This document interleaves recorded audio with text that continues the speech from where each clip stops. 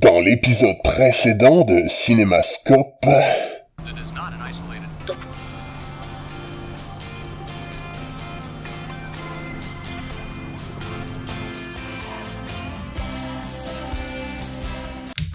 Dans cet épisode de Cinémascope, il sera question de Touch of Evil, ou en français La Soif du Mal, un film qui est certes connu pour ses qualités esthétiques, pour des innovations techniques, mais bel et bien pour la qualité de son scénario, un scénario qui est encore et toujours d'actualité, près de 60 ans après sa sortie, admettons que nous soyons en 2018. Salut les gens du futur. Donc ici, il sera question d'Orson Welles, de sa carrière cinématographique, et le tout par le prisme d'un film fantastique, qui n'est cependant pas un film fantastique, c'est un film noir d'une grande tradition américaine, de vous savez les polars, car quand il fait froid, c'est certain, le crime ça réchauffe. C'est de ça dont il sera question dans un épisode d'une émission de critique cinématographique venue de Belgique, qui s'appelle, je vous le rappelle, Critique en Cinémascope.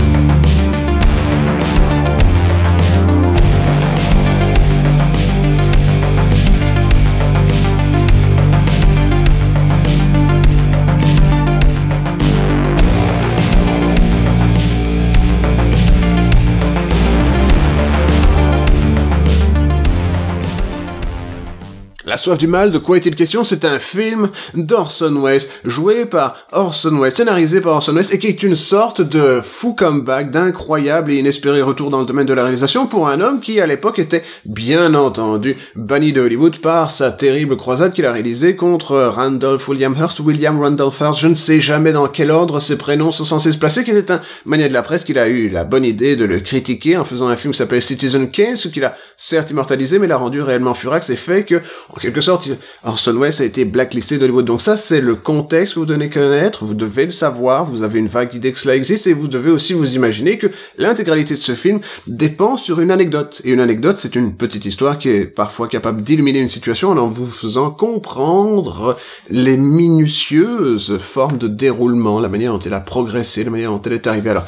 imaginez, vous êtes en 1958, vos premiers succès sont dans le domaine de la radio, c'était il y a 20 ans, c'était en 1938, vous vous appelez Orson Welles, vous êtes actuellement en Europe, vous avez voyagé, vous êtes un acteur de théâtre, et un jour vous recevez un coup de fil d'Albert Zucksmith, un producteur qui est actuellement occupé chez Universal Pictures à aider à réaliser, plutôt vu que ce n'est pas lui qui le tourne, mais Jack Arnold, un film intitulé The Incredible Shrinking Man, qui est l'histoire d'un homme qui devient plus petit, c'est tiré d'un roman de Richard Matheson, car à une époque, bien entendu, les films étaient tirés de romans, ce qui fait qu'ils avaient un scénario, et que l'idée très simple qui vous arrive petit à petit dans votre esprit quand vous êtes Albert Zucksmith, c'est que vous dites, j'ai Orson Welles de l'autre côté du téléphone, je vais lui proposer quelque chose. Cette chose qu'il lui propose, c'est de faire le trailer de Incredible Shrinking Man, un trailer qui est d'ailleurs plus intelligent que la majorité des bandes annonces de l'époque, car ce n'est pas simplement un collage des moments des choses qui se passent dans le film. Il y en a une qui est comme ça et qui est particulièrement mignonne, mais qui fait passer le film pour un film de série B absolument pourri, tandis que quand on se paye Orson Welles, on se paye le chic. Et le chic d'Orson Welles, cela vous donne un trailer comme ceci. It's Orson Welles speaking. I just saw the impossible happen before my astounded eyes. I saw a man grow smaller and smaller day by day. The Incredible Shrinking Man. Le plan très simple, où on dézoome à travers une structure, on voit que le personnage est plus petit. Orson Welles vous dit que c'est un film extraordinaire, que j'ai vu un homme devenir de plus en plus petit, et bla, donnez-moi mon chèque. Et que voilà. Et c'est un homme qui était connu pour ses talents dans le domaine oratoire, un homme qui, c'est certain, était connu pour être le premier Shadow, vous savez, le justicier Pulp, c'est lui qui a été pour la première fois Lamont Cranston, l'alter ego et le Shadow. Alors il faisait une voix un peu plus grave, comme ça, donnez-moi mon chèque. C'est bel et bien ça, Orson Welles. Et l'idée était très simple, il a fait ça, puis après, à la même époque, en 1938, il a réalisé une version radiophonique de La Guerre des Mondes de H.G. Wells, qui a fait paniquer l'Amérique, parce que l'Amérique, elle était là genre, ah non, j'ai raté le début qui m'indique que c'est une création de fiction, et que non, ils ont cru que les Martiens étaient en train de débarquer. Ça, c'est le pouvoir de la voix d'Orson Welles, en quelque sorte. Et donc, Albert Smith le convainc de faire la voix off de son extraordinaire trailer, que j'imagine qu'il a mis la main dedans, parce que c'est un peu trop intelligent pour être réalisé par un simple yes man comme trailer pour The Incredible Shrinking Man. Et qu'alors, vous vous retrouvez dans une situation où il essaye de convaincre Albert Smith, Orson Welles essaie de convaincre Albert Smith de lui faire un petit cadeau supplémentaire, parce qu'il est droit dans ses bottes, mais il a besoin de payer ses taxes, car il n'était pas en Amérique, et nanana, peut-être qu'il avait des taxes en arriéré avant de partir, quelque chose de cet ordre-là. Toujours est-il que il cherche du travail, il est affamé, il cherche son prochain contrat, et Albert Smith lui propose de jouer un type pas sympathique qui fume le cigare dans un film qui s'appelle Le Salaire du Diable, qui est réalisé lui aussi par Jack Arnold, le réalisateur le metteur de la nuit de Incredible Shrinking Man. Et il est donc ici question d'un homme qui, petit à petit, bâtit sa carrière et qui parle à Albert Smith encore et toujours, vu que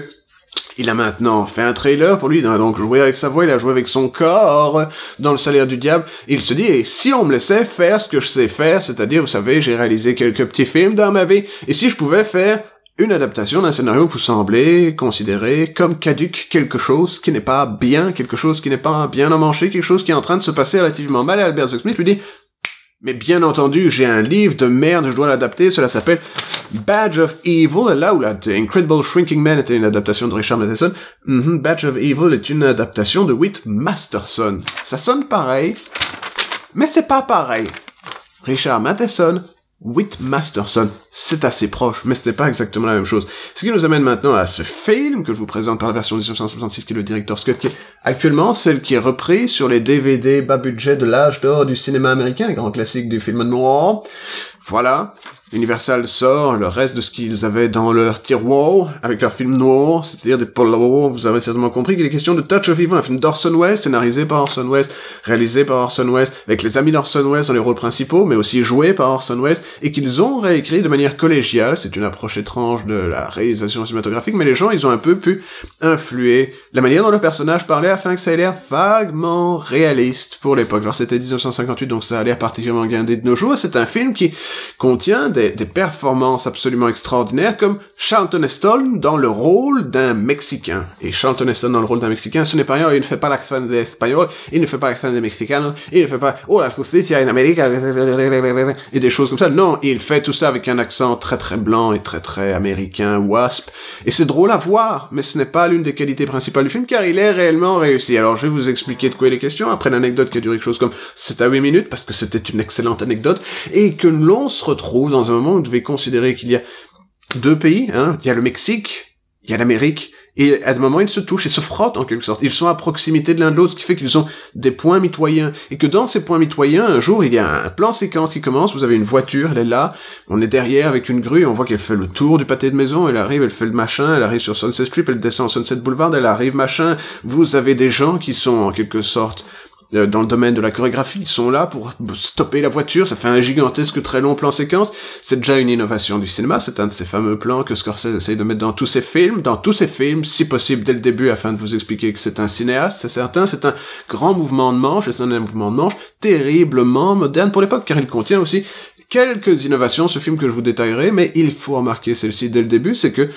il place des zones sonores dans l'action. Orson Welles, c'est une idée qu'il a eue quand il a regardé le théâtre, parce qu'il joue au théâtre, et nanani nanana, il a appris des choses parce qu'il a vécu en Europe et qu'il a regardé les gens réaliser des films. Bref, il s'est posé des questions, et il a fait cet effet où, soudain, le son est spatialisé par les sources qui passent au fur et à mesure que la voiture, qui, elle, porte un micro, bouge à travers l'image, qui fait que, au fur et à mesure que le long plan séquence a lieu, vous êtes dans la voiture à entendre les choses, les gens qui parlent, les trucs comme ça, et soudain,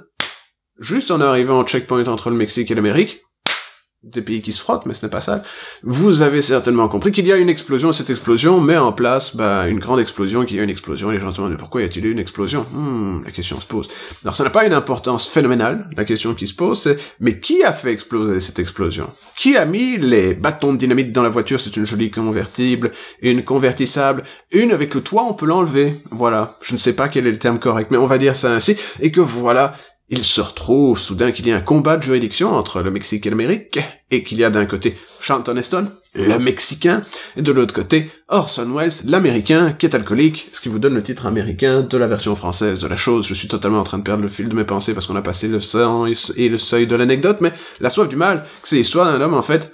il est méchant, mais il a une bonne raison d'être méchant, ce qui est étrange. Ce qui fait aussi que le gentil a une bonne raison d'être gentil, et qu'ils vont se battre dans des combats de juridiction à prouver que, décidément, soit du côté de l'Américain, que c'est un Mexicain qui a fait le coup, parce que les Mexicains sont vœux, le méchant, le trafic de la drogue, et ils ont tué ma femme avec une corde, ce qui fait qu'il n'y a pas de traces. Ce qui me pose un problème, parce que j'ai lu beaucoup de Conan Doyle quand j'étais jeune, mais Sherlock, il trouvait toujours la solution en voyant que les gens avaient laissé leurs empreintes digitales sur une corde. Beaucoup d'histoires de les aventures de Sherlock Holmes se passent ainsi. C'est une question qui se pose dans ma tête maintenant. Qui a raison? Quel est le domaine de la création romancière, de la création romanesque, et de l'autre côté, la réalité scientifique? Si vous le savez, laissez-moi un commentaire dans ce sens en disant que, de toute façon, en 1958, personne n'aurait pu trouver une petite touche de les gens qui avaient laissé leurs empreintes digitales. Bref, la question se pose, toujours est-il que le méchant, il est méchant, il a une raison d'être méchant, sa femme a été tuée par des Mexicains qui avaient pas d'empreintes digitales quand ils tuaient les gens avec une corde. D'accord. Et de l'autre côté, Charlton Heston, il fait, oui, mais vous êtes en train de visiblement faire porter le chapeau à ce jeune Mexicano qui porte si bien le sombrero, et la question se pose, qui a raison, qui a tort? C'est un combat de clochers. Les deux côtés sont compréhensibles d'un point de vue purement abstrait, c'est des trucs avec des horreurs d'un côté et pas des horreurs de l'autre, donc c'est très abstrait, qu'en plus c'est un film, donc c'est fictif. Et de l'autre côté, Charlton Heston, il est genre, je sais ce que je vais faire, je vais me taper l'arête du nez et je vais essayer de trouver des formes de preuves, des preuves douteuses dans votre affaire, et je vais vous foutre votre carrière en l'air, espèce de gros Orson Welles, car figurez-vous que pendant qu'il était en train de voir tout ceci, il était avec sa petite amie, qui est jouée par Janet Leigh. Et aussi Sacha Gabor et Marlène Dietrich dans ce film, donc vous avez toute une époque de les femmes d'Hollywood, les hommes d'Hollywood, les effets d'Hollywood, la réalisation d'Hollywood, de tout dans un film noir esthétique avec des innovations, je sais pas ce que c'est comme mot, mais des innovations techniques dans le domaine de... C'est un des premiers films à utiliser cette idée qu'on va faire bouger l'espace quand on est en train de parler dans une voiture, car d'habitude vous avez ce plan où il y a un type qui est en train de faire aller je suis en train de mimer le fait de conduire comme ça avec les épaules, et qu'il parle à quelqu'un que visiblement on est en train de projeter le décor derrière eux et que c'est pas exactement esthétique. Et Orson Welles dit, non, mais on pourrait faire quelque chose. Alors c'est le premier à mettre des courses, comme dans les courses-poursuites en quelque sorte, pour les séquences de dialogue, la voiture avec une caméra, et vous voyez, le monde qui défile. Cela ressemble à ceci. Look, Schwartz.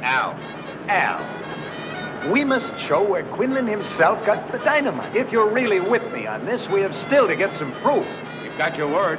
Let's do better than that. Très esthétique, c'est un film qui est beau à regarder et qui a une étrange couleur. Là où Casablanca, c'est un film qui est couleur chamois. Vous utilisez votre cerveau, vous regardez le film, vous dites, ça a l'air chamois. Et quand on regarde un film en noir et blanc, parfois on a l'idée qu'elles ont une couleur, j'aurais dû expliquer ça. Et que ça, c'est un film qui est bleuté, métallique, qui est froid et qui est méchant, et qui vous montre dans la nuit l'avilissement auquel on peut s'abaisser, en quelque sorte, d'un côté pour faire régner la justice, du moins quand on pense que c'est la justice, et de l'autre côté pour faire redresser des torts, et que c'est redresser des torts qui vous nécessite alors d'arriver à un niveau où vous êtes prêt à vous mettre à genoux et à foutre des punchs dans les couilles des gens, comme ceci, si vous êtes Charlton Heston. Alors Charlton Heston, c'est une bête physiologique impressionnante. Je dis, il a pas l'air très fort, mais il est fort comme un homme. Il y a une séquence dans ce film où il prend un Mexicain qui ressemble à un greaser, parce que évidemment, les cartels de la drogue à l'époque étaient des greasers et des choses de ceci et de cela. Et il cherche sa femme, parce qu'on essaie de le discréditer en faisant des saloperies à sa femme. On va pas rentrer dans les détails, mais c'est comme ça. Il prend un Mexicano comme ça par la gorge, évidemment, par le cou, par l'encolure, et il prend le type, et le tient en l'air pendant 7 secondes en marchant, péniblement, parce qu'il a pas facile, puis après, il fait un chokeslam sur une table, ça ressemble à ceci.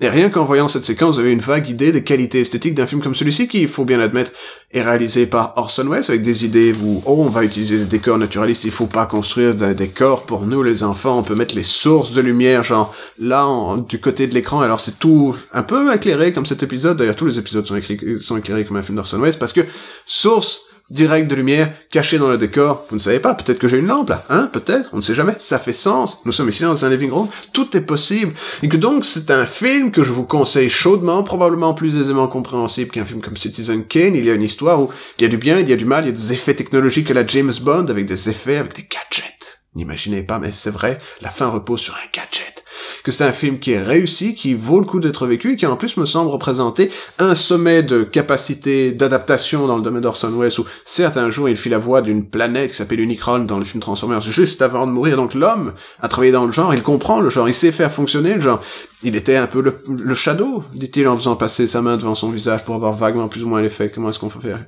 Ça c'est l'effet Shadow. Ça se voit. Faut faire les yeux aussi.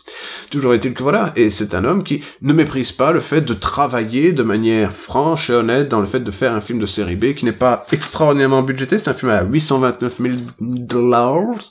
ce qui ferait à peu près 2,3 Evil Dead, quand on y réfléchit, je veux dire, sans compter l'inflation, parce que l'argent valait beaucoup plus quand Orson Welles se dépensait que quand